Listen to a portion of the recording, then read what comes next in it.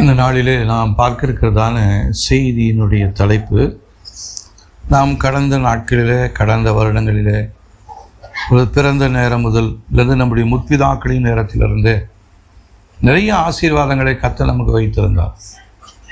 ஆனால் ஆண்டவரை அறியாத நாட்களிலே, அவரை தெரியாத காலங்களிலே நாம் தேவன் நமக்கு வைத்திருந்ததான ஆசீர்வாதங்களை நம்ம இழந்து போயிட்டோம்.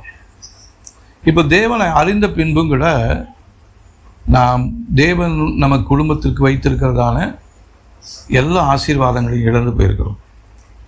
இந்த வருஷத்தின் கடைசி நாட்களில் நம்ம வந்திருக்கிறதான நமக்கு ஆண்டவர் வந்து ஒரு வாக்குத்தத்தத்தை கொடுக்கிறார். நம்ம இதுவரையிலும் இழந்து போனதான எல்லாவற்றையும் மறுபடியுமாய் பெற்றுக்கொள்ளும்படியாக கர்த்தர் நமக்கு இந்த வருடத்தை நமக்கு ஈவாக கொடுக்க போகிறார். அதற்காக தான் இந்த வருடத்தின் கடைசி நாட்களிலே நாம் அந்த ஜெப நேரத்தில் அதற்குரிய செய்தியை நாம் கேட்டுக்கொண்டிருக்கிறோம்.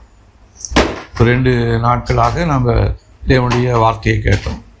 முதலாவது நாளிலே பாவத்தை விட்டு விலகும்படியாக நம்மோடு ஆண்டவர் பேசினார். நேற்றைய தினத்தில் பயத்திலிருந்து, கவலைகளிலிருந்தும் கர்த்தர் நமக்கு விடுதலையை தரும்படியாக நேற்றைய தினத்தில் பேசினார். இவ்விதமாக நம்முடைய பயத்திலும் கவலைகளிலும் பாவத்தின் நிமித்தமாகவும் நம்முடைய குடும்பத்தின் வழியாக வருகிறதான சில சாபங்களின் வழியாகவும் நம்ம நிறைய ஆசீர்வாதங்களை நம்ம இழந்து போயிருக்கிறோம். தேவனுடைய ஜனங்கள் ஆசீர்வாதமாக இருக்க வேண்டும் என்பதற்காகத்தான் தேவன் நம்மை தெரிந்து கொண்டிருக்கிறார். தேவன் தெரிந்து கொண்டதான நோக்கம் ஒரு நாளும் மாறாது. அவர் அழைத்த அழைப்பும் நமக்கு தந்திருக்கிற வரங்களும் ஒரு நாளும் மாறாது. இப்போ நம்மளை குறித்து தேவன் வைத்திருக்கிறதான ஒரு அழைப்பு என்று ஒன்று உண்டு. நம்ம எவ்விதமாக இருக்க வேண்டும் என்று சொல்லி அவர் ஏற்கனவே பிளான் பண்ணி திட்டம் பண்ணி வைத்திருக்கிறார். தேவன் தமிழ் அன்பு கூறுகிறவர்களுக்கு ஆயத்தம் பண்ணி வைத்திருக்கிறவைகளை நம்முடைய கண்களினால் காணவும் இல்லை, செவிகளினால் கேட்கவும் இல்லை, இருதயத்தில் தோன்றவும் இல்லை. நம்முடைய இருதயத்தில் அந்த எண்ணமே வரல. இதுவரை நம்ம பார்க்கவும் இல்லை. ஏன்னா நம்முடைய ஆவிக்குரிய கண்கள் அடைக்கப்பட்டிருக்கிறது. இப்போ தேவன் நமக்கு வைத்திருக்கிறதான ஆசீர்வாதங்களை பார்க்கணும்னு சொன்னால் நமக்கு முதலாவது நம்முடைய ஆவிக்குரிய கண்கள் திறக்கப்பட வேண்டும். தேவன் நம்மோடு தான் பேசிகிட்டே இருக்கிறாரு. ஆனால் அவர் பேசுகிற வார்த்தைகளை கேட்கக்கூடாதபடிக்கு நம்முடைய ஆவிக்குரிய காதுகள் அடைக்கப்பட்டிருக்கிறது. இப்போ முதலாவது நம்ம எதற்காக ஜெபம் பண்ணணும் அப்படின்னா, ஆண்டவரே, நீங்கள் எனக்காக, என் குடும்பத்துக்காக, என் சந்ததிக்காக நீங்கள் ஆயத்தம் பண்ணி வைத்திருக்கிறவைகளை பார்க்கும்படியாக என் கண்ணை கர்த்தாவே திறங்க ஆண்டவரே. நீங்கள் என்னோட பேசுகிற வார்த்தைகளை கேட்டுட்டு நான் ஏதோ நினச்சிட்டு இருந்தேன், ஆனால் நீங்கள் என்னோட தான் பேசிகிட்டே இருக்கிறீங்க. நீங்கள் என்னோட பேசுகிற வார்த்தைகளை கேட்கும்படியாக என் காதுகளை கர்த்தர் திறந்தருளுங்க அப்படின்னு சொல்லி நம்ம ஜெபிக்க வேண்டியது அவசியமாக இருக்கிறது. இதனால தான் கர்த்தர் நம்ம கூப்பிட்றாரு, இது உனக்காக வச்சிருக்கிறேன் அப்படின்றாரு. நமக்காக வைத்திருக்கிற காரியங்களை அவர் காண்பிக்கிறாரு. ஆனால் நம்முடைய கண்களும் செவிகளும் அடைக்கப்பட்டிருக்கிறபடினால கர்த்தருடைய சத்தத்திற்கு நம்முடைய செவிகள் திறக்கப்படாதபடிக்கு உலகத்தினுடைய பிசாசுனுடைய அவிசுவாசத்திற்குரிய வார்த்தைகள் எல்லாம் நம்ம கேட்டுக்கிட்டே இருக்கிறோம். நம்முடைய குடும்பத்துக்கு எதிராக நிறைய நெகட்டிவ் வார்த்தைகள், எதிர்மறையான வார்த்தைகளை ஜனங்கள் சொல்லுவாங்க. இந்த குடும்பத்தில் அப்படித்தாங்க, இவங்க தலைமுறையிலேயே அப்படித்தாங்க, அதுதாங்க இப்போ இவங்க வாழ்க்கையிலும் வந்துகிட்டே இருக்குது அப்படின்னு சொல்லுவாங்க. இப்போ இந்த வார்த்தைகள் எல்லாம் கேட்ட உடனே நமக்குள்ள ஒரு மனசோர்வு வந்துடுது. அப்போது கடந்த நாட்களில் எங்கள் அப்பா அம்மா தாத்தா பாட்டன் காலத்தில் நடந்ததான அதே காரியங்கள் தான் இப்போ என் வாழ்க்கையில நடக்க போதா அப்படின்னு சொல்லிட்டு நமக்குள்ள ஒரு பயத்தையும் ஒரு கவலையையும் கொடுக்கும்படியாக சத்துரு என்ன பண்ணுறான், இந்த நாட்களில் திட்டம் பண்ணி வைத்திருக்கிறான்.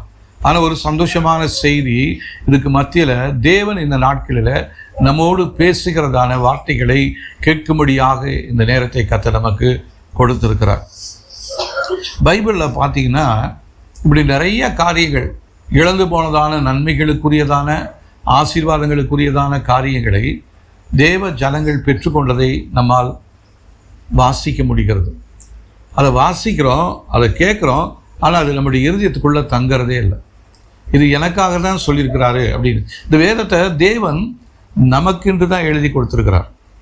தேவன் தம்முடைய மகத்துவங்களை உணரும்படியாக நமக்கு எழுதி கொடுத்துக்கிறாரு. அதை நாம் என்ன பண்ணிட்டு இருக்கிறோம் அப்படின்னா, அதை என்னவா நினச்சிட்டோம்னா அது அந்நிய காரியமாக நினச்சிட்டோம். வேற யாருக்கோ சொல்கிறாங்க, எனக்கு அது சொந்தம் இல்லை, எனக்கு இந்த ஆசீர்வாதம் இல்லை அப்படின்னு சொல்லி வேதத்தின் மகத்துவங்களே கர்த்தர் எழுதி கொடுத்திருந்தாலும் நாம் அதை என்ன பண்ணுறதில்ல, வாசித்து நமக்கு சொந்தம் பாராட்டி எடுத்துக்கொள்றதே இல்லை. அது வேற யாருக்கோ சொல்லியிருக்கிறாங்க, அவங்களுக்கு சொல்லியிருக்கிறாங்க, இவங்களுக்கு சொல்லியிருக்கிறாங்கன்னு நம்ம மற்றவங்களுக்கு சொல்லிகிட்டே இருக்கிறோம்.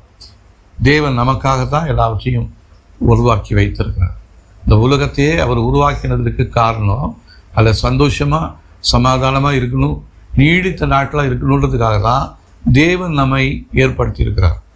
ஆனால் நம்முடைய ஆயுசு நாட்கள் குறுகி போகும்படியாக நம்முடைய வாழ்க்கையில் காணப்படுகிற பாவத்தின் வல்லமைகள், அவிசுவாசத்தின் வல்லமைகள், சந்தேகத்தின் வல்லமைகள், கலக்கத்தின் வல்லமைகள், இவைகளெல்லாம் நம்மை ஆட்கொண்டு நம்மை முன்னேற முடியாதபடிக்கு, தேவ சமூகத்திலிருந்து ஆசீர்வாதங்களை பெற்றுக்கொள்ள முடியாதபடிக்கு அவைகள் என்ன பண்ணிட்டு இருக்குது, தடை பண்ணப்பட்டிருக்கிறது.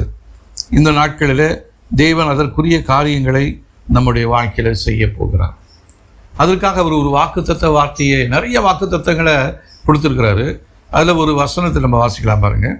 யோவேல் எழுதின புஸ்தகம் 2ஆம் அதிகாரம் 25, 26 வசனங்களை வாசிக்கலாம் பாருங்கள். இது தேவன் நம்முடைய வாழ்க்கையில் இழந்து போனதான, தொலைத்து போட்டதான எல்லா ஆசீர்வாதங்களையும் நம்முடைய வாழ்க்கையில் மறுபடியுமாய் பெற்றுக்கொள்ளும்படியாய் கர்த்தர் ஒரு வாக்குத்தத்த வார்த்தையை நமக்கு கொடுத்திருக்கிறார்.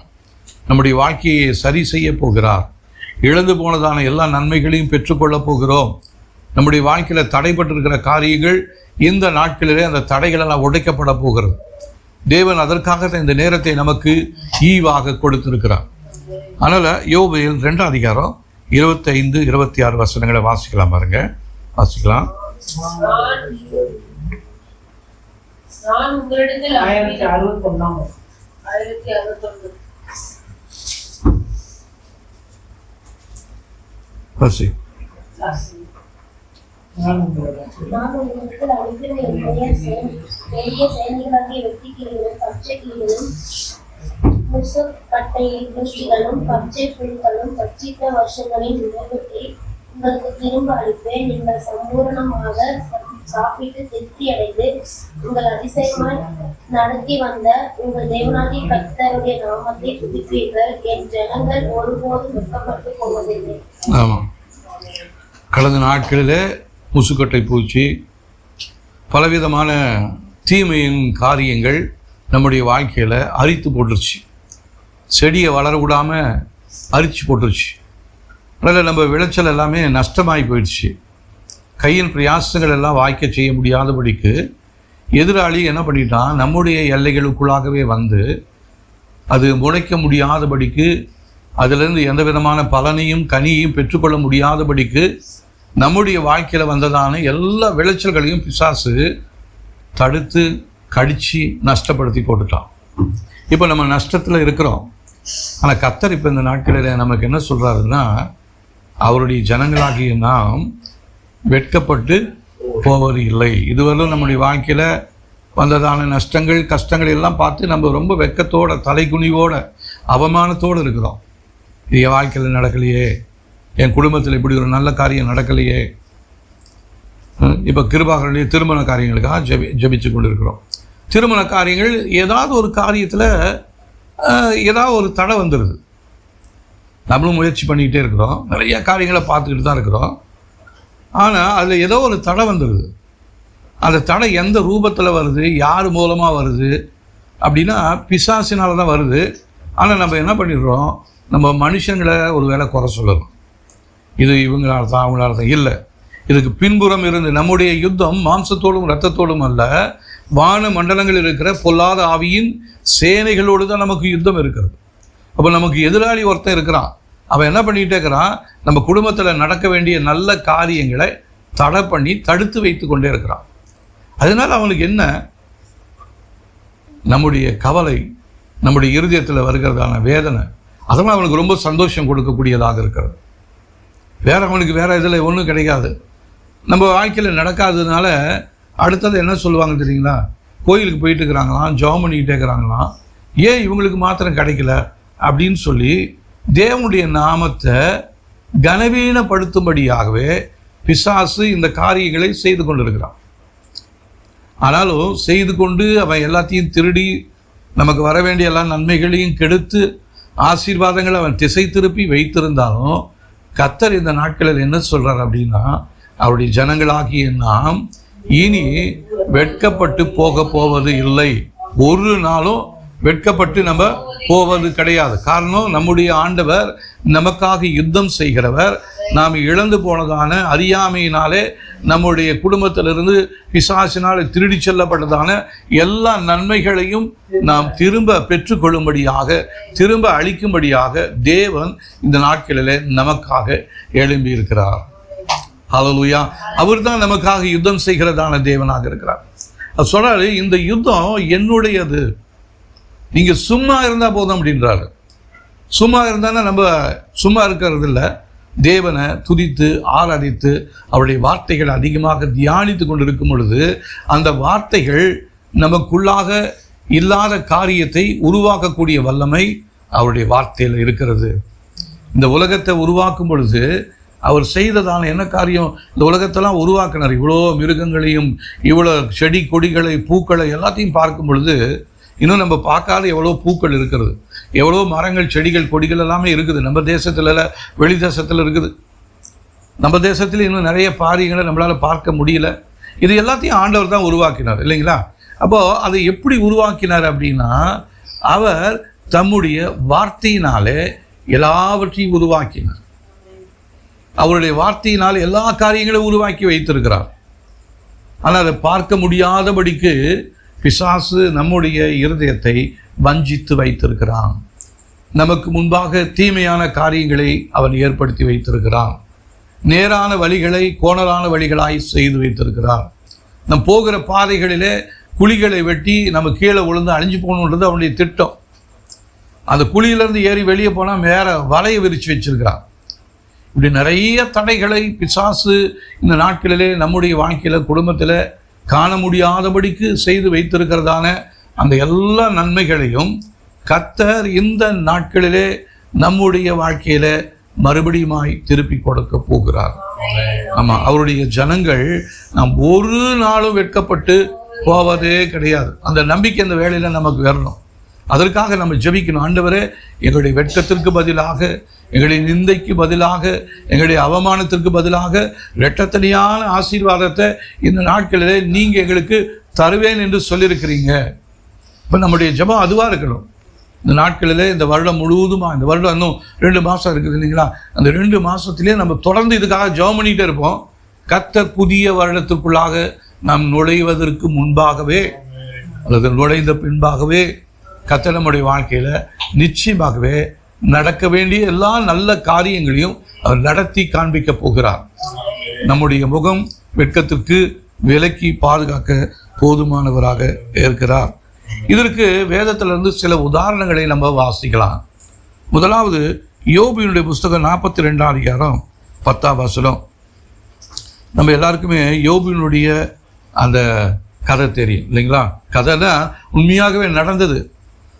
அவன் இழந்து போயிட்டான் எல்லாத்தையும். அவன் சொத்துக்களை, அவனுடைய சரீரத்தில் இருந்ததான சுகத்தையெல்லாம் இழந்து போயிட்டான்.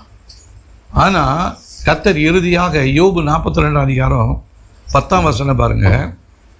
யோபு 42:10.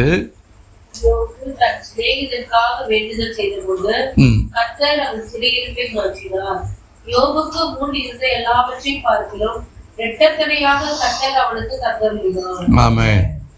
அவன் எதையெல்லாம் இழந்து போயிட்டானோ, பிசாசு தந்திரமாக அவன் இடத்துல வந்து அவனுடைய கழுதைகளெல்லாம் அழிச்சான், ஒட்டங்களெல்லாம் அழிச்சான், எருதுகளெல்லாம் அழிச்சான், அவனுடைய வேலைக்காரர்கள் எல்லாத்தையும் சாகடிச்சான், அவன் பிள்ளைகள் எல்லாத்தையும் செத்து சாகடிச்சிட்டான்.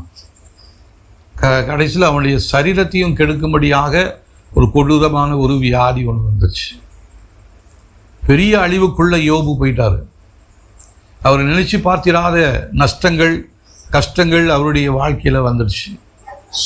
ஆனால் அதை பார்த்துட்டு அவர் சோர்ந்து போகவே இல்லை. அவருடைய மனைவி கூட சொல்கிறாங்க, நீ என்னையா ஆண்டவர் வந்து இவ்வளோ தூரம் உனக்கு தீமை செஞ்சுருக்கிறாரு, நீ இன்னும் தேவன் தேவன் என்று சொல்லிக்கிட்டே இருக்கிறிய, நீ தேவனுடைய நாமத்தை தூசிச்சு செத்து போயிடு அப்படின்ற சொந்த பொண்டாட்டியை சொல்கிறா பாருங்க. அப்படின்னா அந்த மனிதனுடைய நிலைமை எவ்விதமாக இருந்திருக்கும் சற்று யோசித்து பார்ப்போமா? அவருடைய வாழ்க்கையே வெகு வெறுமையாக்கப்பட்ட ஒரு வனாந்திரமான வாழ்க்கையாக மாறிவிட்டது. அந்த வாழ்க்கைக்கு மத்தியில் அவன் இழந்து போனதான எல்லாவற்றையும் ஒரு மடங்கல்ல 2 மடங்காக அவன் பெற்றுக்கொண்டான். ஆனால் நீங்களும் நானும் இழந்து போனதான எல்லாவற்றையும் 1 மடங்கா இல்லை, 2 மடங்கா இல்லை, 1000 மடங்கு கர்த்தர் நம்மை ஆசீர்வதிக்கும்படியாக தெரிந்து கொண்டிருக்கிறார். அப்போது 1 பங்கு 2 பங்கு வந்தாவே நமக்கு இடம் கொள்ளாமல் போகிறது. 1000 மடங்கு வந்துச்சுன்னா நம்முடைய எல்லைகளிலே வைக்கவே முடியாது. பெரிய பெரிய வீட்டுகளை கட்டணும். இந்த வீட்டெல்லாம் பத்தாது. அவ்வளோ ஆசீர்வாதங்களை கர்த்தர் நமக்கு வைத்திருக்கிறார். அப்போ அந்த ஒரு எதிர்பார்ப்போடு நம்ம இந்த நாட்களில் ஜெபிக்கணும். யோபுடைய வாழ்க்கையில் இழந்து போன எல்லாத்தையும் ரெட்டத்தனையாக கொடுத்தீங்களா ஆண்டவரே? எங்களுடைய வாழ்க்கையில் ரெட்டத்தனையாக இல்லை, 1000 மடங்கு நாங்கள் ஆசீர்வாதத்தை பெற்றுக்கொள்ள போகிறோம். இது வந்து ஒரு பேராசை அல்ல, கர்த்தர் நமக்காக வைத்திருக்கிறதான ஆசீர்வாதங்களை சுதந்திரித்து கொள்ளக்கூடிய காலமாக இது இருக்கிறது. இந்த நாட்களில் நம்ம அமைதலாக சோம்பலாக இருந்தோம்னா, ஜெபிக்காமல் இருந்தோம்னா இந்த ஆசீர்வாதத்தை நம்ம பெற்றுக்கொள்ளவே முடியாது. இல்லைன்னா கடந்த காலங்களில் ஏற்பட்ட அந்த நஷ்டங்கள், கஷ்டங்கள், உபத்திரவங்கள் அதையே நினச்சிட்டு நிறைய பேர் என்ன பண்ணிடுறோம், சோர்ந்து போயிடுறோம். அதனால் நம்முடைய இருதயத்துக்குள்ள ஒரு விதமான டிப்ரெஷன் வந்துடுச்சு, மன சோர்வு வந்துடுச்சு, சந்தோஷமே இல்லை. கர்த்தர் நம்மை சந்தோஷமாக இருக்கும்படி தான் தேவன் நம்மை தெரிந்து கொண்டிருக்க. வேதத்திலையும் சொல்லியிருக்குது, கர்த்தருக்குள் சந்தோஷமாக இருப்பதே உங்களுடைய பலன்.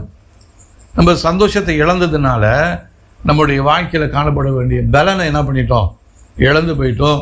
நம்முடைய எல்லைகளில் ஒரு விதமான பலவீனங்களும் சுகவீனமும் வியாதியின் வல்லமைகளும் நம்மை தாக்கி கொண்டிருக்கிறது. தேவன் நம்முடைய பரிகாரியாகிய கர்த்தர், நமக்கு சுகத்தை கொடுக்கக்கூடியதான தேவன். நாம் அடைய வேண்டிய ஆக்கினைகளை அவர் சிலுவையில் அடைந்த அவருடைய தழும்புகளாலே நமக்கு சுகத்தை வாக்கு பண்ணியிருக்கிறார். ஆனால் அந்த வாக்கு தத்தத்தை இன்னும் நிறைவேற முடியாதபடிக்கு நம்முடைய வாழ்க்கையில் காணப்படுகிறதான அந்த பலவீனங்கள், அவிசுவாசங்கள், பயங்கள், கவலைகள், பாவங்கள், இவைகள் தான் நம்முடைய வாழ்க்கையில் வர வேண்டியதான எல்லா காரியத்தையும் அது என்ன பண்ணியிருக்கு, தடை செய்து வைத்திருக்கிறது. ஒருவேளை யோபு இழந்து போனதையே நினச்சி நினச்சி நினச்சி அழுது போயிருந்தா அவர் முன்னாடியே செத்து போயிருக்கணும். ஆனால் கர்த்தர் அவருக்காக வைத்திருந்ததான ஆசீர்வாதங்களை அவர் பார்த்தார்.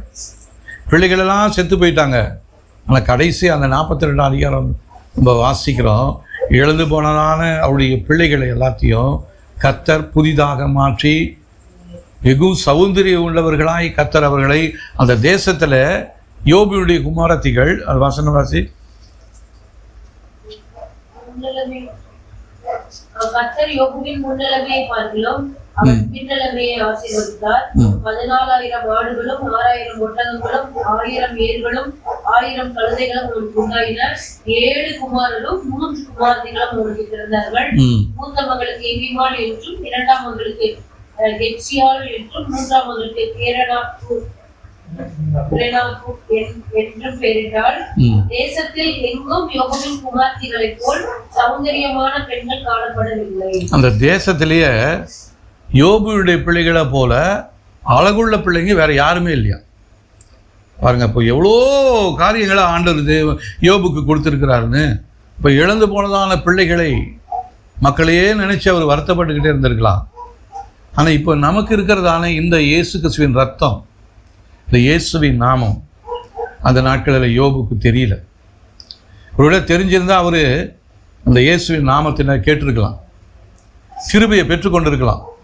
அப்போ கிருபையின் காலம் இல்லை, கிருபையை குறித்து அவங்களுக்கு ஒரு உணர்வு இல்லை, அறியாமையில் இருந்தாங்க. தேவன் அறியாமையில் இருந்ததான அந்த காலத்தை காணாதவர் போல் இருந்தாலும் இப்பொழுது எங்கும் உள்ளவர்கள் ரட்சிக்கப்படும்படியாக, ஆசீர்வாதத்தை பெற்றுக்கொள்ளும்படியாக கர்த்தர் இந்த நாட்களிலே நம்மோடு பேசி கொண்டிருக்கிறார். இப்போ இந்த கிருபையின் நாட்களிலே நாம் எழுந்து சுதந்திரித்து கொள்ள வேண்டியது மிகவும் அவசியம்.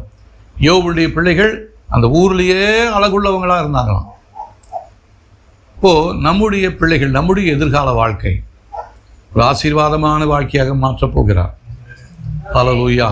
ஸ்தோத்திரம். இழந்து போனதான எல்லாவற்றையும் இந்த நாட்களிலே கர்த்தர் நமக்கு மறுபடியுமாய் கொடுக்க போகிறவராக இருக்கிறார். ஹல்லேலூயா. ஒருவேளை நம்முடைய குடும்பத்தார், நம்முடைய சொந்தக்காரங்கள் எல்லாமே நம்மளை வெறுத்து நம்மளை ஏளனம் பண்ணலாம். அப்படி வெறுத்து கொண்டிருந்ததான ஒருத்தரை குறித்து நம்ம வாசிக்கிறோம். யோசேப்பு, அவர் சொந்த சகோதரர்களால் அவர் மேலே வஞ்சகமாக அவரை தூக்கி குழியில் போட்டு, அவரை தூக்கி எடுத்து, நல்லது செய்கிறது போல் தூக்கி எடுத்து மீதியார்களை கையில் விற்று அங்கே கொண்டு போய் அவர் வேலைக்கு வச்சு அந்த இடத்துல செய்யாத தவறு செய்தாருன்னு சொல்லி அவரை சிறையிருப்பில் போட்டிருந்தாலும் கர்த்தர் அந்த சிறையிருப்பிலிருந்து அந்த மகனை விடுதலை பண்ணி வெளியே கொண்டு வந்தார். அவன் முன்னிருந்ததான நிலைமையை விட அவன் பின்னிலைமை மிகவும் ஆசீர்வாதமாக இருந்தது. அப்போ அதே வார்த்தையை தான் கர்த்தர் இந்த நாட்களில் நம்முடைய வாழ்க்கையில் செய்ய போகிறார். ஆதியாகமம் 5ஆம் அதிகாரம் 20ஆம் வசனம் பாருங்க.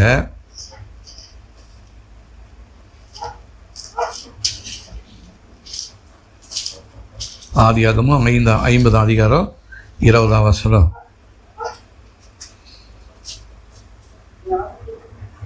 ஆசி ஆதியாகமம் 50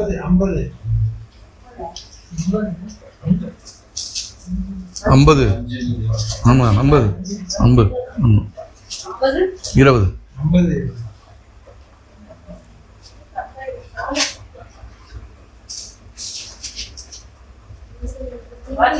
நீங்கள் தீமை செய்ய நினைத்தீர்கள், தேவனோடு இப்பொழுது நடந்து வருகிறபடியே வெகு ஜனங்களை உயிரோடு காக்கும்படிக்கு அதை நன்மையாக முடிய பண்ணினார்.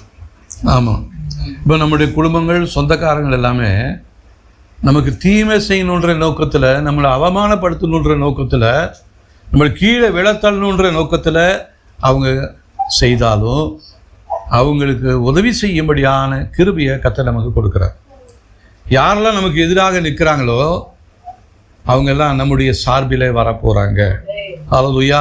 நமக்கு விரோதமாக யாரெல்லாம் குற்றம் சாட்டி கொண்டு இருக்கிறாங்களோ, யார் நமக்கு விரோதமாக தடைகளை ஏற்படுத்தி கொண்டு இருக்கிறாங்களோ அவங்களே நமக்கு உதவி செய்யும்படியாக தேவன் இந்த நாட்களிலே கிரியை செய்ய போகிறார்.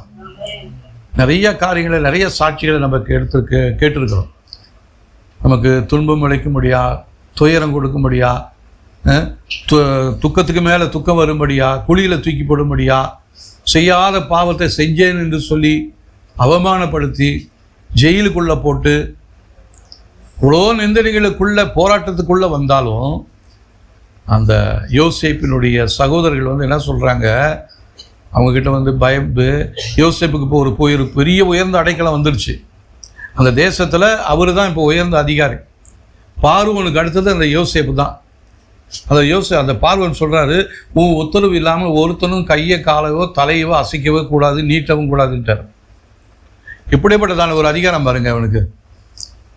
அவன் பார்த்ததான அந்த சொப்பனங்களை நிறைவேற்றக்கூடியதான தேவன், நமக்கு கொடுத்ததான வாக்குத்தத்த வார்த்தைகளை இந்த ஆண்டில் நம்முடைய வாழ்க்கையில் நிறைவேற்ற தேவன் போதுமானவராக இருக்கிறார். ஹல்லேலூயா. அதனால் இப்போ நம்ம பெற்றுக்கொண்டதான அந்த வார்த்தைகள் எல்லாம் மறுபடியும் யோசித்து பார்க்கணும். எத்தனையோ வாக்குத்தத்த வார்த்தைகளை தேவன் நமக்கு கொடுத்துருக்கிறார். இந்த மாதத்தில் கூட நமக்கு ஒரு வாக்குத்தத்த வார்த்தை கொடுத்தாரு.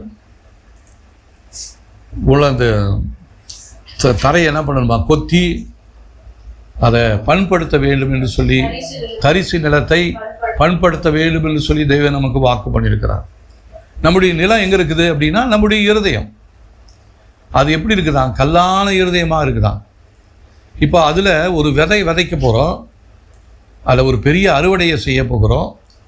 இதுவரையிலும் காய்ந்து போயிருந்ததான நம்முடைய நிலம் இந்த நாட்களில் ஒரு புதுப்பிக்கப்பட்டதான ஒரு பயிர் நிலமாக மாற்றப் போகிறார். வனாந்தரமாக இருக்கிறதான நம்முடைய எல்லைகள் வயல்வெளியாய் மாறப்போகிறது. கர்த்தர் இந்த ஆசீர்வாதத்தை இந்த மாதத்தில் கொடுத்துருக்கிறார். அப்போது நம்ம அதை பெற்றுக்கொள்ளும்படியாக நம்ம என்ன பண்ணணும்னா நம்ம ஜெபிக்கணும். ஆண்டவரே, இதுவரையிலும் வனாந்தரமாக இருந்ததான என்னுடைய வாழ்க்கை, பண்படுத்தப்படாத இருந்தமா என்னுடைய நிலத்தை நீங்கள் பண்படுத்துங்க ஆண்டவரே. அதை நீங்கள் உங்களுடைய சித்தத்தின்படியாக நீங்கள் விதைகளை விதைங்க ஆண்டவரே. நன்மையான செடிகளை என்னுடைய வாழ்க்கையில் விளைய செய்யுங்க ஆண்டவரே. வளரச் செய்யுங்க ஆண்டவரே. நம்ம ஒவ்வொரு வாரமும் தேவனுடைய வார்த்தைகளை கேட்கிறோம். அதெல்லாம் ஒரு விதை தான். அந்த விதையை நம்முடைய இருதயத்தில் நிலத்தில் கர்த்தர் விதைக்கிறார். ஆனால் அந்த நேரத்தில் நம்ம என்ன பண்ணிடுறோம்னா, இது யாருக்கோ சொல்கிறாரு, இது எனக்கு இல்லை அப்படின்னு நம்ம நினச்சிக்கிறோம். அந்த வார்த்தைகளை கவனமாக கேட்டு அது நம்முடைய வாழ்க்கையில் நிறைவேறும்படியாக நாம் ஜெபிக்க வேண்டியது மிகவும் அவசியமானதாக இருக்கிறது. அதற்காக சாதாரண ஜெபமாக இருக்கக்கூடாது, போராடி ஜெபிக்க வேண்டும். நம்முடைய ஜெப நேரம் எவ்விதமாக இருக்கிறது? எவ்வளோ நேரம் ஜெபம் பண்ணுறோம்? இந்த காரியத்துக்காக எவ்வளோ நேரம் நம்ம ஜெபம் பண்ணுறோம்? நம்முடைய ஜெப நேரம் ரொம்ப குறைவாக இருக்கிறது. ஜெப நேரத்தில் தான் நமக்கு தேவையில்லாத சிந்தனைகளை பிசாசு நம்முடைய இருதயத்துக்குள்ளே கொண்டு வந்துடுறான். குடும்ப ஜெபம் பண்ணலான்னு உட்காந்தா தான் அப்போ தான் யாருக்குள்ளார ஏதாவது ஒரு உள்ள ஏதாவது ஒன்று சொல்லி ஏதாவது ஒரு சண்டை வந்து அந்த குடும்ப ஜெபமே செய்ய முடியாதபடிக்கு நிறைய குடும்பத்தில் அப்படி தான் இருக்குது. இதெல்லாம் பிசாசுடைய தந்திரம். அவனுடைய தந்திரங்களை நாம் அறியாதவர்கள் அல்லவே அப்படின்னு பவுல் சொல்கிறாரு. அப்போ இதெல்லாம் தெரிஞ்சு கொண்டு நம்ம தெரியாதல போல இருந்தோம்னா நம்மளை போல மோசமானவங்க மூடர்கள் வேறு யாருமே இல்லை. கர்த்தர் நம்மளோட தான் பேசிக்கிட்டே இருக்கிறாரு. அவருடைய வார்த்தைகளை கேட்டுக்கிட்டே இருக்கிறோம். அந்த வார்த்தைகளை கேட்டு அதன்படி செய்ய நாட்களில் நாம் நம்மை அர்ப்பணிக்க வேண்டும். யோசேப்பினுடைய நிலைமையை கர்த்தர் மாற்றினார். அவன் சிறைச்சாலையில் இருந்தான்.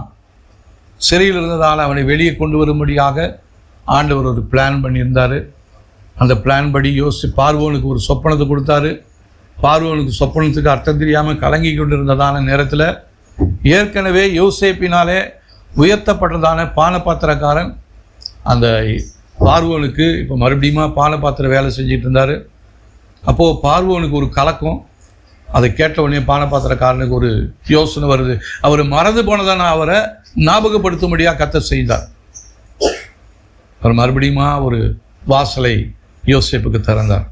அவனுடைய சிறையிருப்பின் வஸ்திரங்கள் சீக்கிரமாக நீக்கப்பட்டது. அவனுக்கு பொற்சற்பனைகளை, கழுத்துக்கு சங்கிலிகளையும் கழுத்துக்கு நெக்லஸையும் போட்டார். கையில் ஒரு மோதிரத்தை கொடுத்துட்டார். இனி நீ தான் இந்த தேசத்தில் நீ என்ன சட்டம் போடுறியோ அது அந்த முத்திர மோதிரத்தினாலே நீ அதை அங்கீகரிக்கப்படும் பொழுது அதை யாராலும் மாற்ற முடியாதுன்னு சொல்லி ஒரு மாறாத ஒரு ஆசீர்வாதத்தை யோசேப்புக்கு கொடுத்தார். அதே தேவன் தான் இந்த நாளில் நம்முடைய வாழ்க்கையில் ஒரு மாறாத ஆசீர்வாதத்தை கர்த்தர் வைத்திருக்கிறார். அந்த ஆசீர்வாதத்தை பெற்றுக்கொள்ளும்படியாக நாம் இந்த நாட்களில் ஜெபிக்க வேண்டியது மிகவும் அவசியமாக இருக்கிறது. அடுத்ததாக பார்த்தீங்கன்னா, அவரோடு இருந்ததான சீஷர்களில் ஒருவனாகிய பேதுரு, அவனுக்கு கர்த்தர் ஒரு பெரிய ஒரு ஆசீர்வாதத்தை கொடுத்தாரு. அவனுக்கு என்ன வார்த்தை கொடுத்தாருன்னா, இந்த கல்லின் மேல் என் சபையை கட்டுவேன், பாதாளத்தின் வாசகர்கள் அதை மேற்கொள்வதில்லை, உன் கையில் நான் நம்பி கொடுத்துக்கிறேன்பா, இந்த சபையை நீ தான் உருவாக்கணும், நீ தான் கட்டணும் அப்படின்னு சொல்லி அவன் கையில் ஒரு பெரிய அதிகாரத்தை கொடுத்தாரு, ஆசீர்வாதத்தை கொடுத்தாரா. ஆனால் இவன் என்ன பண்ணிட்டாரு, அதை மறந்து போயிட்டு இயேசு கிறிஸ்துவை உபத்திரவப்படுத்துகிறதான நேரத்தில் இந்த பேதுரு என்ன பண்ணார் தெரியுங்களா, இந்த இயேசுவை யாருன்னே தெரியாதுன்னு சொல்லி மறுதளிச்சிட்டார். இப்போது நம்முடைய வாழ்க்கையில் அப்படி யாராவது மறுதளிச்சிருந்தால் நம்ம என்ன பண்ணியிருப்போம், காலத்துக்கும் அவங்க மூஞ்சிலேயே முழிக்கவே மாட்டோம். நீ அன்னைக்கு இப்படி எனக்கு ஒரு தீமை பண்ணல, தீங்கு செஞ்சல, உனக்கு எனக்கு இனிமேல் எதுவுமே இல்லைப்பா, என் மூஞ்சில் நீ முழிக்காத, செத்து போனாலும் என் மூஞ்சில் நீ முழிக்கக்கூடாதுன்னு சொல்லி இன்றைக்கி நிறைய பேர் அப்படி தான் புலம்பிக் கொண்டு இருக்கிறாங்க. பேதுரு ஆனால் பேதுருவை மறுபடியுமாக அவர் கொடுத்ததான வார்த்தைகளை நினைவு கூறும்படியாக கர்த்தர் அவனுக்கு இருதயத்தில் ஒரு தருணத்தை ஏற்படுத்துகிறான். அவன் நினைவு கூர்ந்தான், அவன் செய்ததான பாவங்களுக்காக அழுதான், மன்னிப்பு கேட்டான். யோவான் எழுதின சுவிசேஷத்தில் கடைசி அதிகாரத்தில் பார்த்தீங்கன்னா அவங்ககிட்ட 3 முறை கேட்பார், நீ என்னை நேசிக்கிறியா, நீ என்னை நேசிக்கிறியா, நீ என்னை நேசிக்கிறியா. ஏன் பேதுரு என்ன பண்ணார், 3 முறை இயேசுவை மறுதளித்தார். அதை மாற்றும்படியாக, கிளைம் பண்ணும்படியாக கர்த்தர் அவருக்கு ஒரு தருணத்தை கொடுத்தார். நீ நாடுகளை மேய்ப்பாயாக அப்படின்னு சொல்லி அவனுக்கு ஒரு பெரிய அதிகாரத்தை கொடுத்தார். அப்போது தேவனுடைய நன்மையை மறந்து நன்றியில்லாத போய் கொண்டிருந்ததான பேதுருவை மறுபடியுமாய் கர்த்தர் தன்னுடைய சபையை நடத்தக்கூடிய ஒரு பெரிய பொறுப்பை பேதுருக்கு கொடுக்குறாரு. அப்போஸ்தலர் நடபடிகளில் 2ஆம் அதிகாரத்தில் சபை முதலாவது ஸ்தாபிக்கப்பட்ட பொழுது பேதுரு எழுந்து ஒரு பிரசங்கம் பண்ணுறாரு. அந்த பிரசங்கத்தில் எவ்வளோ பேர் ரட்சிக்கப்படுறாங்க? 3000 பேர் ரட்சிக்கப்படுறாங்க. ஒருவேளை கர்த்தர் எடுத்து உபயோகப்படுத்தப்படாமல் இருந்திருந்தால் அந்த ஊழியம் தடைப்பட்டு இருக்கும். அதே போல தான் நம்ம என்னதான் அவரை மறுதளித்து மறந்து அவருக்கு விரோதமான காரியங்களை செய்து கொண்டிருந்தாலும் கர்த்தர் இந்த நாட்களிலே நம்மை மறுபடியும் எடுத்து உருவாக்கி அநேகருக்கு ஆசீர்வாதமாய் மாற்றும்படியாக கர்த்தர் நம்மை தெரிந்து கொண்டிருக்கிறார். பேதுருவை மறுபடியுமாய் உபயோகப்படுத்தினவர், அந்த சபையை கட்டும்படியாக அந்த கிருபையை கொடுத்தவர். இந்த நாட்களிலே நம்ம எந்த இடத்துல இருந்தாலும், இந்த வார்த்தையை கேட்டுக்கொண்டிருக்கிறதான தேவ பிள்ளைகள், நீங்கள் எந்த இடத்துல எந்த நிலைமையில் இருந்தாலும் கர்த்தர் உங்களை புதுப்பித்து பேதுருவை எடுத்து உபயோகப்படுத்தினதான தேவன் பேதுருடைய நிழல் பட்ட மாத்திரத்திலே சுகம் பெற்றுக்கொண்டாங்களாம். பாருங்க எவ்வளோ பெரிய அற்புதத்தை ஆண்டவர் பேதுருக்கு கொடுத்தாருன்னு. அதை போலவே இந்த நாட்களிலே நம்ம இழந்து போனதான எல்லா நன்மைகளையும் ஆசீர்வாதங்களையும் மறுபடியுமாய் பெற்றுக்கொள்ளும்படியாய் கர்த்தர் இந்த நாட்களில் நம்மை எடுத்து உபயோகப்படுத்த போகிறார். ஆனால் நாம் அதுக்கு என்ன பண்ணணும் அப்படின்னா, நம்ம மனம் திரும்பி தாழ்மையோடு அவரிடத்துல நம்மை அர்ப்பணிக்க வேண்டும். தேவ கரத்தில் ஒப்பு கொடுக்கணும். ஆண்டவரே, பேதுரு போல நான் இருந்த ஆண்டவரே, யோசேப்பை போல நான் இருந்த ஆண்டவரே, உண்மை மறந்து போயிட்ட ஆண்டவரே, யோபுயை போல வேதனையோடு இருந்தேன், வேதனையே தான் நினச்சிட்டு இருந்தேன், உங்களை நினைக்கிறதுக்கு எனக்கு நேரம் இல்லாமல் போயிடுச்சு, ஆனால் நீங்கள் என்னையே நினச்சிட்டு இருக்கிறீங்க ஆண்டவரே, அதுக்காக உமக்கு நன்றி, இந்த நாளில் என்னை தாழ்த்தி ஒப்பு கொடுக்குறேன் என்று சொல்லி தேவ கரத்தில் நம்மளை தாழ்த்தி நம்மை வெறுமையாக்கும்படியாக இந்த வேளையில் நாம் அர்ப்பணிக்க வேண்டியது நமக்கு முக்கியமான ஒரு காரியமாக இருக்கிறது. தாழ்மை உள்ளவர்களுக்கு தேவன் கிருபை அளிக்கிறாராம், பெருமை உள்ளவர்களுக்கு தேவன் எதிர்த்து நிற்கிறார். அதனால் தாழ்மையோடு அவரிடத்துல நம்ம இந்த நேரத்தில் நம்ம என்ன பண்ணணும்? தாழ்த்தி ஒப்பு கொடுக்கணும். நம்முடைய குடும்பத்தை, நம்முடைய எல்லைகளை அவருடைய கரத்தில் தாழ்த்தி ஒப்பு கொடுக்கும் பொழுது அவருடைய வழிநடத்தல்களை நாம் என்ன பண்ணணும்? பெற்றுக்கொள்ளணும். ஒருவேளை இந்த நாட்களில் இதை அறிய முடியாதபடிக்கு ஒரு குழப்பத்தோடு இருந்தீங்கன்னா, கடந்த நாட்களில் செய்த பாவங்களும் துரோகங்களும் நம்முடைய முன்னாடி வந்து நின்றுட்டு இருக்கும் பொழுது தேவனை நினைக்கவே முடியாது, தேவனை சமூகத்தில் போய் ஜெபிக்கவே முடியாது. அவ்விதமான ஒரு சூழ்நிலை இருந்ததான தாவீது என்ன பண்ணாருன்னா, 1 சாமுவேல் 30ஆம் அதிகாரம் 8ஆம் வசனம் பாருங்க. அவருடைய வாழ்க்கையிலும் ஒரு பெரிய பிரச்சனை வருது, ஒரு யுத்தம் ஒன்று வருது, எதிராக ஒரு கூட்டம் வருது. அந்த நேரத்தில் அவருக்கு என்ன செய்யறதுன்னே தெரியல. 1 சாமுவேல் 30ஆம் அதிகாரம் 8ஆம் வசனம் பாருங்க. தாவீது கர்த்தரை நோக்கி, நான் அந்த சண்டை பின்தொடர வேண்டுமா, அதை பிடிப்பேனா என்று கேட்டான். அதற்கு அவர், அதை பின்தொடர், அதை பிடித்து சகலத்தையும் திருப்பிக் கொள்வாய் என்றார். ஆமா, இந்த இடத்துல தாவீது எல்லாத்தையும் இழந்து போயிட்டாரு. அப்படி மனைவி பிள்ளைகள் எல்லாத்தையும் இழந்து போயிட்டாரு. அங்கே இருந்து தானே அந்த ஜனங்க இவன் மேலே கல்லெறியணும்னு கோபத்தோடு இருந்தாங்க. அந்த நேரத்தில் தாவீதுக்கு என்ன பண்ணுறதுன்னே தெரியல, கதறி அழுகிறார். இப்போ நம்முடைய நிலைமை இப்போதில் தான் தாவீது அந்த நாட்களில் இருந்தார். ஆனால் அவர் செஞ்சதான ஒரு காரியம், கர்த்தாவே, நான் இழந்து போனது எல்லாத்தையும் நான் பெற்றுக்கொள்வேனா, எல்லாத்தையும் இழந்து போயிட்டேனே, எல்லாரும் எனக்கு எதிராக இருக்கிறாங்களே, இதை நான் பெற்றுக்கொள்வேனா அப்படின்னு சொல்லி அவர் மனுஷங்கிட்ட போய் கேட்கல, ஜோசியக்காரங்கிட்ட போய் கேட்கல, ஜாதகக்காரங்கிட்ட போய் கேட்கல, தேவனிடத்தில் கேட்டார். ஆண்டவர் என்ன சொல்கிறாரு? நீ போ, எல்லாவற்றையும் நீ திருப்பிக் கொள்ளுவாய். இந்த புது வருஷத்துக்குள்ளே நம்ம நுழையும் பொழுது நம்ம இதுவரையிலும் இழந்து போனதான நம்முடைய பாவத்தினாலே, நம்முடைய அவிசுவாசத்தினாலே இழந்து போனதான எல்லாவற்றையும் மறுபடியுமாக திருப்பிக் கொள்ளும்படியாக கர்த்தர் இந்த நாட்களை நமக்கு ஈவாக கொடுத்திருக்கிறார். இந்த நேரத்தை நம்ம ஆயத்தப்படுத்தி கொள்ள வேண்டும். அவருடைய சமூகத்தில் நாம் நம்மை தாழ்த்தி தாழ்மையோடு அவரை தேட வேண்டும்.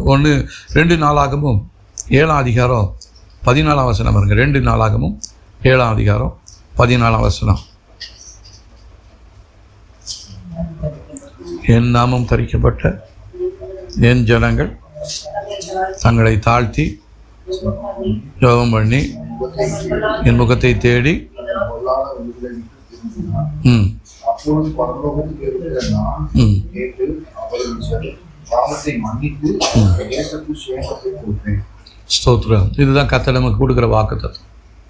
அவருடைய நாமம் தரிக்கப்பட்டதான நாம் நம்மை தாழ்த்தி நம்முடைய பாவங்களை அறிக்கை செய்து, ஆண்டவரே நான் இப்படிலாம் தவறி போயிட்டேன், என்னை மன்னிங்கன்னு சொல்லி அவருடைய முகத்தை தேடும் பொழுது கர்த்தர் நமக்கு க்ஷேமத்தை, சுகத்தை கொடுப்பார், ஆசீர்வாதத்தை கொடுக்க போகிறவராக இருக்கிறார். பரலோகத்தில் இருக்கிறதான அவர் நம்முடைய ஜெபத்தை கேட்டு இந்த பூமியில், இந்த குடும்பத்தில், சபையில் ஒரு பெரிய ஆசீர்வாதத்தை கர்த்தர் கொடுக்க போகிறார். இதுதான் கர்த்தர் நமக்கு இந்த நாட்களில் கொடுக்கறதான வாக்குத்தத்த வார்த்தை. அடுத்ததாக, எந்த சூழ்நிலை எப்படி இருந்தாலும் சரி, நம்ம எல்லா சூழ்நிலையிலையும் ஆண்டவரை மாத்திரம் நம்ம நம்பணும். நடக்க முடியாதது போல காணப்படலாம், ஆனால் கர்த்தர் என்ன பண்ணுறாரு? பிரசங்கியின் புஸ்தகம் 3ஆம் அதிகாரம் 11ஆம் வசனம் பாருங்க. பிரசங்கி 3ஆம் அதிகாரம் 11ஆம் வசனம். அவர் சகலத்தையும் வதிகதின் காலத்திலே நேர்த்தியாய் செய்திருக்கிறார், உலகத்தையும் அவர் உள்ளத்திலே வைத்திருக்கிறார். ஆதலால் தேவன் ஆதி முதல் அங்கம் மட்டும் செய்து வரும் கிரியைகளை மனுஷன் கண்டு முடியாது. ஆமாம், அவர் எல்லாவற்றையும் அதன் காலங்களிலே நேர்த்தியாய் செய்கிறவராக இருக்கிறார். அவருடைய நேரம் எப்பயுமே இருக்குது. நமக்கு தான் நல்ல நேரம் கெட்ட நேரம்னு இருக்குது, ஆனால் தேவன் எந்த நேரமும் நமக்கு நன்மை செய்கிறவராகவே இருக்கிறார்.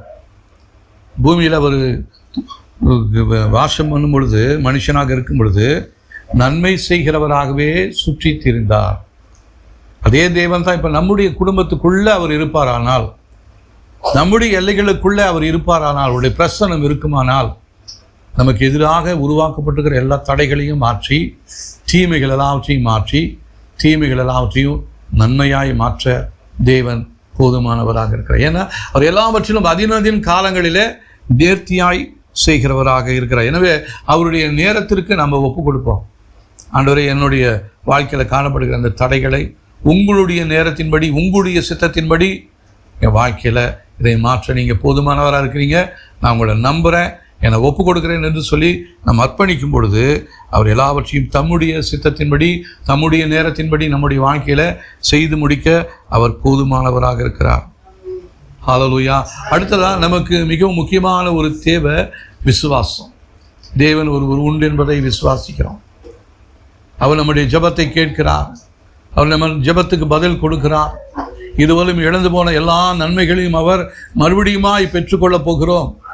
அவருடைய ஜனங்கள் ஒரு நாளும் வெட்கப்பட்டு போவதே இல்லை. அதே தேவன் தான் இந்த வேளையில் நம்மளோடு பேசுகிறார். நமக்கு விசுவாசம் வேணும். விசுவாசம் இல்லாமல் தேவனுக்கு பிரியமாக இருப்பது என்பது கூடாத காரியம்.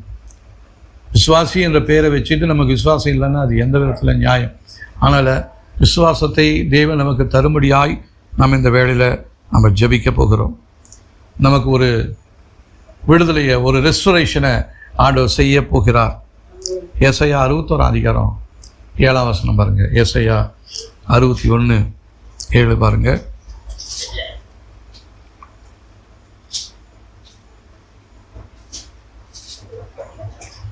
உங்கள் வெட்கத்துக்கு பதிலாக இரட்டத்திரையாய் வளர்வரும், லட்சிக்கு பதிலாக தங்கள் பாகத்தில் சந்தோஷப்படுவார்கள்.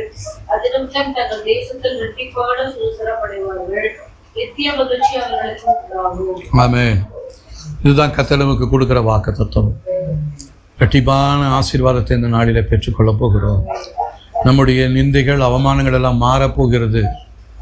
கர்த்தர் நம்ம இழந்து போன எல்லாவற்றையும் மறுபடியும் நம்மை வந்து அடைய செய்ய போதுமானவராக இருக்கிறார். ஒருவேளை நம்முடைய சரீரத்தில் பலவீனத்தினால இருக்கலாம், இந்த வருஷ கடைசியில் பலவீனத்தினால தாக்கப்பட்டிருக்கலாம். கர்த்தர் சொல்கிறார், நான் உன்னுடைய பலவீனங்களெல்லாம், நோய்களெல்லாம் சுமந்தேன், நான் சிலுவையில் சுமந்துட்டேன், ஏற்றுக்கொண்டுட்டேன். நான் சுமந்தனான அந்த பாரத்தையும் அந்த பலவீனத்தையும் சுமக்க வேண்டிய அவசியம் கிடையாது. இப்படிப்பட்டதான தேவன் நம்முடைய வாழ்க்கையில் இருக்கிறார். அதனால் அவருடைய ஆளுகையை நாம் நம்ப போகிறோம். அவர் சர்வ வல்லவர்.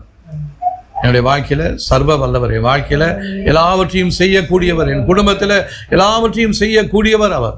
என் வாழ்க்கையில் காணப்பட்ட எல்லா குறைவுகளையும் இந்த ஆண்டில் எனக்கு நிறைவாக்கப் போகிறார். நான் இழந்து போன எல்லா ஆசீர்வாதங்களையும் மறுபடியும் பெற்றுக்கொள்ளப் போகிறேன். யோபு இழந்து போன எல்லாத்தையும் இரட்டத்தினையாய் பெற்றுக்கொண்டாரே, அதே போல நம்முடைய வாழ்க்கையில இழந்து போன எல்லா ஆசீர்வாதங்களையும் மகிமையான காரியங்களையும் மறுபடியும் தேவன் நமக்கு கால செய்ய போகிறார். அவருடைய நோக்கத்துக்கு நம்மை முற்றிலுமாய் ஒப்பு கொடுப்போம். நம்மை ஆசீர்வதிக்கும்படியாகவே அவர் நோக்கத்தோடு தான் இந்த நாட்களிலே செயல்பட்டு கொண்டிருக்கிறார். அதனால் அவருடைய கரத்தில் நம்மை ஒப்பு கொடுப்போம். நன்றி உள்ளவர்களாய், விசுவாசம் உள்ளவர்களாய் அவருடைய கரத்தில் நம்மை தாழ்த்துவோம். அப்போது தேவனுடைய ஆசீர்வாதங்கள் நம்முடைய வாழ்க்கையில் வரும். தேவன் நன்மையான காரியங்களை நம்முடைய வாழ்க்கையில் காண செய்ய போகிறார். ஹல்லேலூயா, ஸ்தோத்திரம். நாம் எல்லாரும் சொன்ன நேரம் நம்ம ஜெபிக்க போகிறோம். இழந்து போன எல்லா ஆசீர்வாதங்களையும் தேவன் நமக்கு கொடுக்க போதுமானவராக இருக்கிறார். ஹல்லேலூயா. அவர் சர்வ வல்லமை உள்ளவர். அவரால் கூடாது என்று சொல்லி எதுவும் இல்லை. அவர் ஒரு வார்த்தை சொன்னால் போதும். அன்றைக்கி 100க்கு அதிபதி சொன்னார், நீங்கள் ஒரு வார்த்தை சொன்னால் போதும், என் வேலைக்காரன் பிழைப்பான். அவருடைய வேலைக்காரன் பிழைத்தானே. அதே தேவன் தான் இப்போ நம்முடைய மத்தியில் இருக்கிறாரு. அவருடைய பாதத்தில் சொல்லுவோம், ஆண்டவரே நீங்கள் சர்வ வல்லமை உள்ளவர். நீங்கள் செய்ய நினைத்தது ஒரு நாளும் தடைப்படவே படாத ஆண்டவரே. நீங்கள் எல்லாவற்றையும் அதினதின் காலங்களிலே நீங்கள் நேர்த்தியாய் செய்கிறதான தேவன். உம்முடைய நேரத்திற்காக, உம்முடைய காலத்திற்காக நாங்கள் இப்பொழுது காத்திருக்கிறோம் ஆண்டவரே. இந்த வருடத்தின் கடைசி நாட்களில் வந்திருக்கிறோம். உம்முடைய வல்லமுள்ள கரத்தில் எங்களை தாழ்த்தி ஒப்பு கொடுக்கிறோம் ஆண்டவரே. ஹல்லேலூயா. நாங்கள் இழந்து போன எல்லாவற்றையும் இரட்டத்தனியாய் பெற்றுக்கொள்ளும்படியாக வந்திருக்கிறோம் ஆண்டவரே. ஹல்லேலூயா, ஸ்தோத்திரம். எங்களுடைய வாழ்க்கையில், எங்களுடைய நிலத்தில் எதெல்லாம் ஆண்டவரே வெட்டுக்கிளிகளும் பச்சை கிளிகளும் எதெல்லாம் பட்சித்து போட்டதோ, பட்சித்து போட்ட வருஷங்களுக்கு ஆண்டவரே ஆசீர்வாதத்துக்கு ஏற்றதாய் நீர் எங்களை நிரப்ப ஆசீர்வதிக்க நீர் போதுமானவராக இருக்கிறீங்க ஆண்டவரே. உங்களுடைய கரத்தில் எங்களை தாழ்த்தி ஒப்பு கொடுக்கிறோம். எங்களுடைய வாழ்க்கையில் நாங்கள் எங்களுடைய செயல்களினாலே, எங்களுடைய அறியாமையினாலே, எங்களுடைய பாவத்தினாலே, எங்களுடைய அக்கிரமத்தினாலே, எங்கள் கடந்த நாட்களில் இழந்து போனதான எல்லாவற்றையும் மறுபடியுமாய் பெற்றுக்கொள்ளும்படியாய் உங்களுடைய சமூகத்தில் நாங்கள் ஒப்பு கொடுக்கிறோம் ஆண்டவரே. உங்களுடைய ஜனங்களாகிய நாங்கள் ஒரு நாள் வெட்கப்பட்டு போவதில்லை ஆண்டவரே. உண்மையை நோக்கி பார்க்கக்கூடிய முகங்கள் பிரகாசம் அடைந்தது என்று சொன்ன அந்த வார்த்தையின்படியாக இந்த ராத்திரி வேளையில உண்மையை நோக்கி பார்க்கிறோம். நீர் எங்களை கர்த்தாவே எல்லா அவமானத்திற்கும் நிந்தைகளுக்கும் விலக்கி எங்களை பாதுகாப்பதற்காக போதுமானவராக இருப்பதற்காக ஸ்தோத்திரம் ஆண்டவரே. எங்களுடைய அவமானத்திற்கு பதிலாக, நிந்தைகளுக்கு பதிலாக நீர் எங்களை இரட்டத்தனியான ஆசீர்வாதத்தினால் நிரப்ப நீர் போதுமானவராக இருப்பதற்காக நன்றி சொல்கிறோம் ஆண்டவரே, நன்றி சொல்கிறோம். ஹல்லேலூயா. நாங்கள் கடந்த நாட்களில் எங்களுடைய அறியாமையினாலே, எங்களுடைய வாழ்க்கையில் காணப்பட்ட பாவத்தினாலே, எங்களுடைய காணப்பட்ட அவிசுவாசத்தினாலே எழுந்து போனதான எல்லா ஆசீர்வாதங்களையும் நன்மைகளையும் மறுபடியுமாய் பெற்றுக்கொள்ளும்படியாய் இந்த நாளில் நாங்கள் எங்களை அர்ப்பணிக்கிறோம் ஆண்டவரே. எங்களை பெற்றுக்கொள்ளும்படியாய் இந்த வேளையில் வந்திருக்கிறோம். ஹல்லேலூயா. எங்களை அர்ப்பணிக்கிறோம் ஆண்டவரே. ஹல்லேலூயா. தாவீது தான் எல்லாவற்றையும் இழந்து போனதும் உம்முடைய பாதத்தில் வந்து உம்முடைய சித்தத்திற்கு தன்னை அர்ப்பணித்தது போல இப்பொழுது நாங்களும் ஆண்டவரே எல்லாவற்றையும் இழந்து போன பலவீனத்தோடு வந்திருக்கிறதான நாங்கள் உம்முடைய பாதத்தில் எங்களை அர்ப்பணிக்கிறோம் ஆண்டவரே. எங்களை என்ன செய்ய வேண்டும் என்று சொல்லி கர்த்தர் விரும்புகிறீரோ உங்களுடைய சித்தத்தை, விருப்பத்தை எங்களுடைய வாழ்க்கையில நீங்க உருவாக்கும்படியாக எங்களை ஒப்பு கொடுத்து ஜெபிக்கிறோம் ஆண்டவரே. ஹல்லேலூயா. யோபு இழந்து போன எல்லா ஆசீர்வாதங்களையும் இரட்டத்தனியாய் பெற்றுக்கொண்டது போல ஆண்டவரே பல ஆயிரம் மடங்காக நாங்கள் பெற்றுக்கொள்ளும்படியாய் உம்முடைய கரத்தில் எங்களை ஒப்பு கொடுக்கிறோம் ஆண்டவரே. ஹல்லேலூயா. புதிய வருடத்திற்குள்ளாக நாங்கள் நுழையும் பொழுது புதிய ஆசீர்வாதங்களுக்குள்ளாய் நாங்கள் நுழைய போகிறோம், புதிய எல்லைகளுக்குள்ளாய் நாங்கள் நுழைய போகிறோம் என்கிறதான விசுவாசத்தோடு இந்த நாட்களிலே நாங்கள் எங்களுடைய ஓட்டத்தை நாங்கள் ஓடும்படியாய் உம்முடைய கரத்தில் தாழ்த்தி ஒப்பு கொடுக்கிறோம் ஆண்டவரே. ஹல்லேலூயா, ஸ்தோத்திரம். நன்றி சொல்கிறோம் ஆண்டவரே, நன்றி சொல்கிறோம், நன்றி சொல்கிறோம், நன்றி சொல்கிறோம். ஹல்லேலூயா. கர்த்தாவே, முந்தினவைகளை நாங்கள் நினைக்காதபடிக்கு, பூர்வமானவைகளை குறித்து நாங்கள் கவலைப்படாதபடிக்கு நாங்கள் எழுது போன எல்லா ஆசீர்வாதங்களையும் மறுபடியுமாய் பெற்றுக்கொள்ளும்படியாய் இந்த நாட்களில் நாங்கள் எங்களை தாழ்த்தி ஒப்பு கொடுக்கிறோம் ஆண்டவரே. ஹல்லேலூயா. கர்த்தாவே, நீர் எங்களுக்கு போதுமானவராக இருக்கிறீங்க. நாங்கள் இழந்து போன எல்லா ஆசீர்வாதங்களையும் நாங்கள் மறுபடியுமாய் பெற்றுக்கொள்ளும்படியாய் இந்த நாளில் எங்களை அர்ப்பணிக்கிறோம். இந்த குடும்பத்தாருடைய வாழ்க்கையிலும் நீங்க செய்ய நினைத்தது ஒரு நாளும் தடைபடாத ஆண்டவரே. உடைய வாழ்க்கையில் இதுவரையிலும் தடைப்பட்டிருக்கிற எல்லா நன்மைகளும் எல்லா ஆசீர்வாதங்களும் இந்த பிள்ளைகளுடைய எல்லைகளுக்குள்ளாய் கடந்து வரும்படியாக சொல்லி ஜெபிக்கிறோம். பரலோகத்தின் வாசல்கள் திறக்கப்படுவதாக, வானத்தின் வாசல்கள் திறக்கப்படுவதாக, பிள்ளைகள் இடம் கொள்ளாமல் போக மட்டும் இந்த இடத்தை உங்களுடைய ஆசீர்வாதத்தினால் நீங்க நிரப்ப போதுமானவராக இருக்கிறீங்க ஆண்டவரே. அந்த விசுவாசத்தின் ஆவியை, அந்த விசுவாசத்தின் இருதயத்தை இந்த பிள்ளைகளுக்கு நீங்க தரும்படியாய் ஒப்பு கொடுத்து ஜெபிக்கிறோம். இதன் மூலமாய் வருகிற எல்லா மகிமையும் இயேசு ராஜா ஒருவருக்கே நாங்கள் செலுத்துகிறோம். ஆண்டவரே எஸ்அப்பா, நீங்க தொடர்ந்து நடத்துங்கப்பா. ஸ்தோத்திரம், ஸ்தோத்திரம். ஆமா ஷபர